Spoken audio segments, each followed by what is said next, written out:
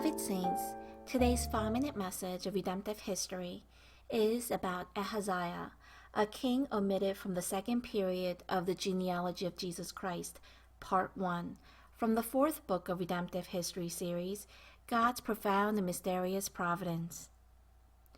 The second period of Jesus' genealogy includes the time of King David, Solomon, and the divided monarchy of the northern and southern kingdoms. The second period of the genealogy starts in 1003 BC with the conclusion of David's 7-year, 6-month reign in Hebron and the beginning of his reign in Jerusalem. The second period ends with Jeconiah being taken to Babylon during the second deportation in 597 BC. Therefore, the duration of the second period in the genealogy of Jesus Christ is about 406 years. In comparison with actual history, however, Jesus Christ's genealogy is missing a few generations of kings from the southern kingdom of Judah.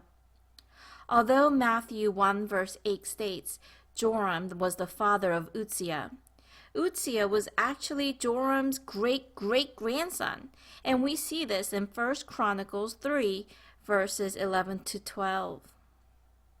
Moreover, the second period of Jesus Christ's genealogy records 14 generations from David, but there were actually 17 generations. There are 3 generations missing in between Joram, or another name Jehoram, and Uzziah. And these missing generations are Ahaziah, Joash, and Amaziah. If we were to include Athaliah, who reigned for 6 years, a total of 4 kings were omitted from the genealogy. At this time, let us examine the first omitted individual, Ahaziah. First, Ahaziah walked in the way of the house of Ahab. 2 Kings 8 verse 27 states, "He walked in the way of the house of Ahab, and did evil in the sight of the Lord, like the house of Ahab had done, because he was a son-in-law of the house of Ahab." Although Ahab's actual son-in-law was Jehoram, who was Ahaziah's father, this verse is emphasizing the fact that Ahaziah was also influenced by his father Jehoram and his mother Athaliah in walking in the way of the house of Ahab and committing sin in the sight of the Lord.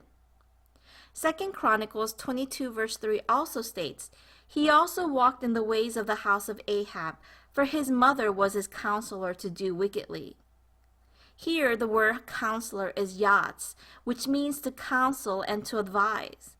It is evident that Athaliah continued to counsel and advise her son Ahaziah while he was on the throne, influencing him to worship idols and commit evil like the house of Ahab. Everyone, Ahaziah saw his father Jehoram doing evil and being smitten by the Lord as a result. He also witnessed his father dying with no one's regret as his bowels came out because he did evil. Nonetheless, Ahaziah was still influenced by his mother Athaliah to follow the way of King Ahab and Jezebel. Beloved saints, when a person is influenced continually by evil, that person will walk the path of wickedness. However, when a person continually receives good influence, the person will walk the good path and receive the blessing of peace. Jeremiah 6 verse 16 states, "This is what the Lord says, stand at the crossroads and look. Ask for the ancient paths. Ask where the good way is, and walk in it, and you will find rest for your souls. But you said, we will not walk in it." Everyone, let us never give up and continually be the good influence to our children, relatives, and other people around us. Know that there will be blessing of peace when we do. Let us believe and have a blessed day of victory. I bless in the name of the Lord.